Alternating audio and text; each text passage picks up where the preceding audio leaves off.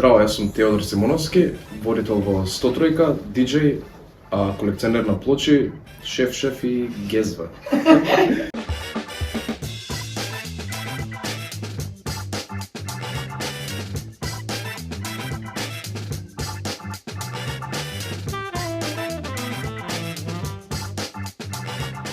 Ај ќе фатам од Дзенц прво. Дзенц ми е таму најкомодно се осеќам, а тоа е најмногу ради радиото, бидејќи имам право што сакам да пуштам дента, што не е баш опција кога пушташ музика за други луѓе. Шеф е пак некој обид да си го наметнам мојот вкус, ама барам да ги најдам неколку луѓе на половина. А Тео Симоновски е тоа што го слушам што не иде ни вамо ни таму. Тоа па ич не е за пред луѓе. Пошто не знам како луѓе би реагирале ако им пуштам Елиот Смит на журка.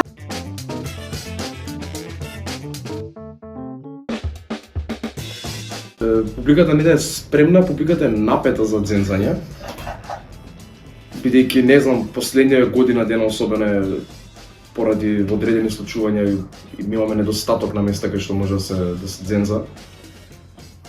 А тоа што можам да заприметам и тоа што ми занадува е кога луѓе се отворени на што се поразлична музика, што не е инстинктот. Мислиш дека луѓе ќе сакаат одредени стилови, ама публики кои што понекад мислиш дека се дојдени само за X, сакаш дека се им се допаѓа, така да верам, мојот впечаток е дека се доста желни.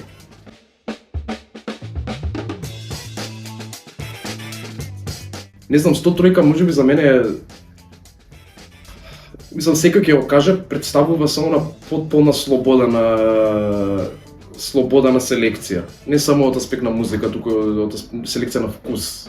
Дали се работи за дискусија за филм, дискусија за изложби, најчесто музика, бидејќи 103 најмногу се асоцира со тоа, но 35 години се поминати, мислам дека има оставено белег огромен тука, бидејќи ќе зборам само за себе, бидејќи јас 103 ја знаев како феномен и како знаев 103 уште пред да го знам радиото. Така да белегот е огромен. Годинава полниме 35, се надам дека ќе успееме конечно да го решиме статусот и конечно 103 се врати кај што припаѓа. Се врати на 103 како што треба да биде. Но за колкав впечаток има оставено севкупно збориме на самите луѓе, не знам, бидејќи секој различно ја доживува. Мислам 100 луѓе да прашаш кој е звукот на 103, ќе ти дадат 100 различни одговори. За мене е диско панк, така да.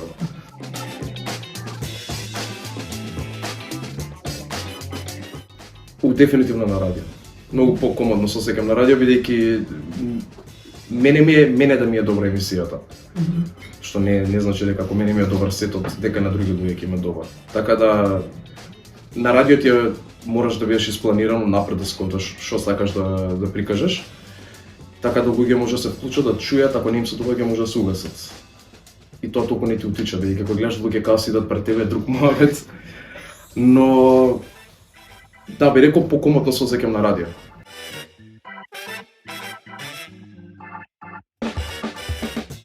Многу фасцинантно. Не знам, мислам дека ние не пуштаме стилот на други луѓе, бидејќи најчесто пуштаат песна за песна или се договараме се кој кога би идел. Многу ми се допаѓа таа тројка, бидејќи сите пуштаме потполно различни музики, потполно различни пристапи имаме. Јас сум најспориот од нас тројца. Релативно интересно функционира бидејќи ако луѓе дојдат и само седи на страна и не гледа кој пушта музика, ама ја чуе песна, ќе знае кој е прилика на пулт. Така да тоа мислам дека ми е најбитното.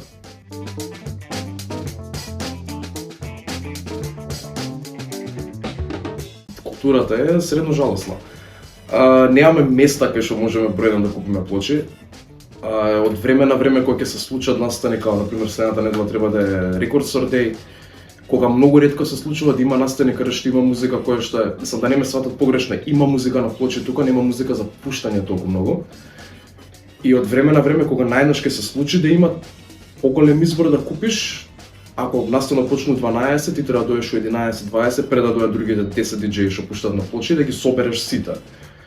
Бидејќи последниот пат кога се случи 12 почну, 12:15, ја и други имав купено по скоро се од колекцијата, бидејќи знаеш дека ако сега пропуштиш немаш друга опција.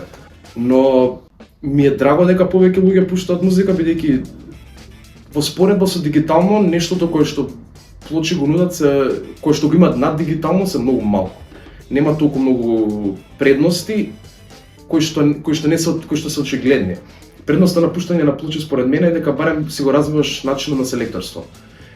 Ако се свига една песна на дигитално издание, можеш да купиш само нејзе, ама EP, ако се свига една од 6, нема да даеш 15 евра плюс 15 евра шипинг за тоа. Така да мора да си малку поспецифичен. Некои работи се достапни само на плоча. Многу поголем дел од парите што ќе ги даеш одат кај артистот, така да тоа е огромна предност, барем за одржување на културата на некој начин. И мене специфично тоа што ми се допаѓа дека те тера да бидеш што е можно пофокусиран на музиката. Бидејќи со дигитално имаш момент каде што многу ти олеснува и визуелно и самиот CD-джеки имаат многу полесен начин на пуштање, така да можеш да се исклучиш во еден момент тотално и само да миксаш на очи.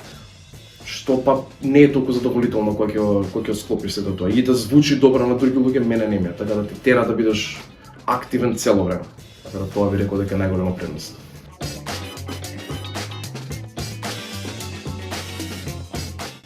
Се што се случува последниве 2-3 години на сцена. Така да многу убав период имаме, многу ми е драго дека сум активен сега. Сум активен како слушател, не активен како музичар.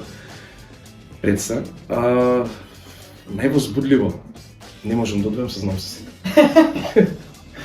Но севкупна цела во оваа сцена, целиот овој бранш што го имаме и кај диџеи, бидејќи имаме диџеи кои што се феноменални што сега почнуваат, а и особено кај бендови многу ми е драго. Така да баш го личи градов.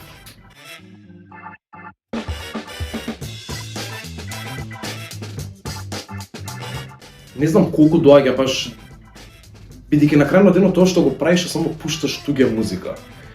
У принцип си куратор уживо, во некој степен можеш да бидеш аранжер во живо, бидејќи после одредено ниво на пуштање музика веќе преминува во аранжирање.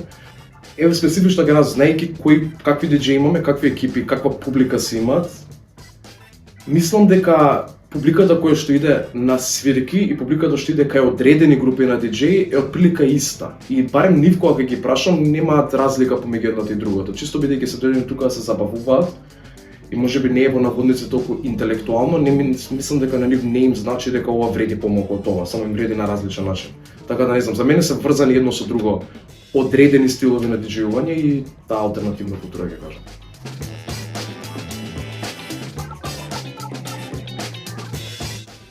Кој да прашаш ќе ти каже различно, за мене звукот на Скопје е дископанк. Бил и останал. Не знам зошто толку ми е за мене тоа сув кики бас и тип што не знае да пее, зошто толку ми е, го асоцирам со градов, ама мене тој ми е звукот на градот. Може би дека тоа слушав во средно време.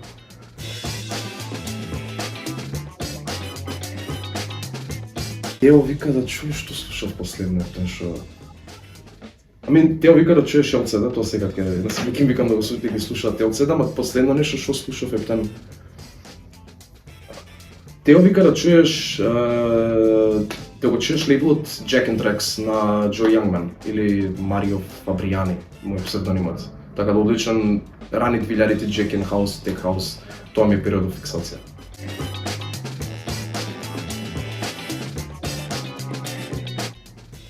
Согна тој ќе само едно копче на мене многу било перве. Не знам, мислам дека за мене што значи тоа да не се стискаш многу, маца да се улабаеш и да кажеш што мислиш. Ето.